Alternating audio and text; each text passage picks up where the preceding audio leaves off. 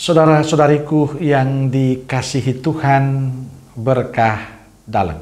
Sudah kita memberi senyum hari ini, Rabu 12 Juli 2023. Mari kita awali permenungan kita hari ini dengan tanda kemenangan Kristus. Dalam nama Bapa dan Putra dan Roh Kudus. Amin. Permenungan kita diambil dari Injil Matius bab 10 ayat 1 sampai 7.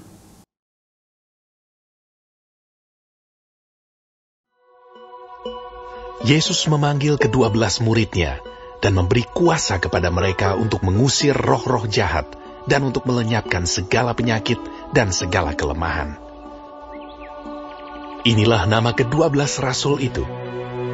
Pertama, Simon yang disebut Petrus dan Andreas saudaranya, dan Yakobus anak Zebedeus dan Yohanes saudaranya, Filipus dan Bartolomeus, Thomas dan Matius pemungut cukai, Yakobus anak Alfeus, dan Tadeus, Simon orang Zelot, dan Yudas Iskariot yang mengkhianati dia.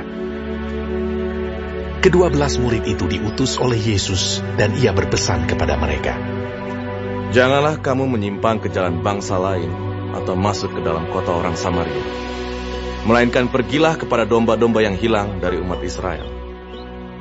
Pergilah dan beritakanlah, kerajaan sorga sudah dekat." Saudaraku yang dikasihi Tuhan, bacaan Injil hari ini bicara tentang panggilan dan perutusan para murid.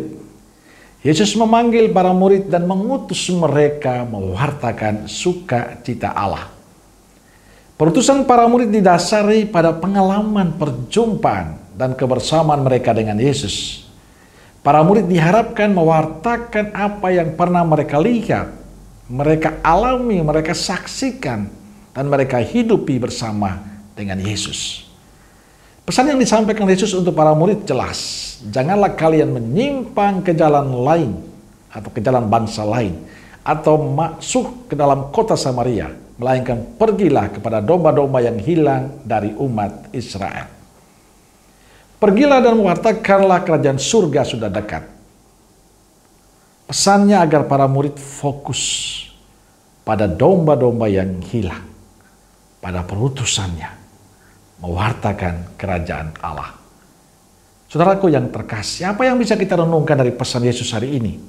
Yesus mengatakan janganlah menyimpang dari jalan bangsa lain. Artinya Yesus ingin para murid sungguh-sungguh memiliki prioritas yang harus diutamakan dalam tugas perutusan mereka.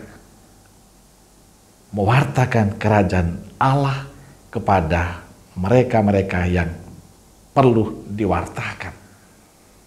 Pesan ini juga menjadi pesan untuk kita semua, agar kita memiliki prioritas dalam kehidupan kita. Prioritas kita adalah kesatuan kita dengan Tuhan.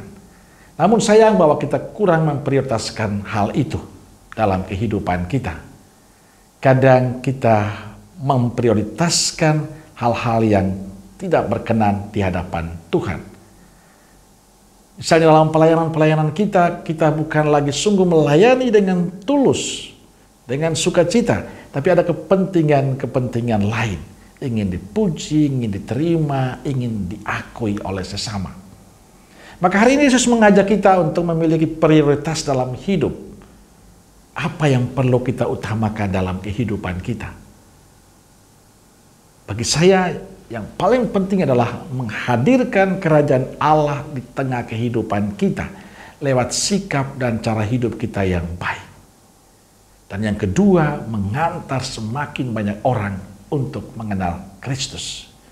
Kita ingin menghadirkan wajah kebaikan Tuhan, wajah cinta Tuhan dalam tugas perutusan kita, apalagi di tengah masyarakat kita zaman ini.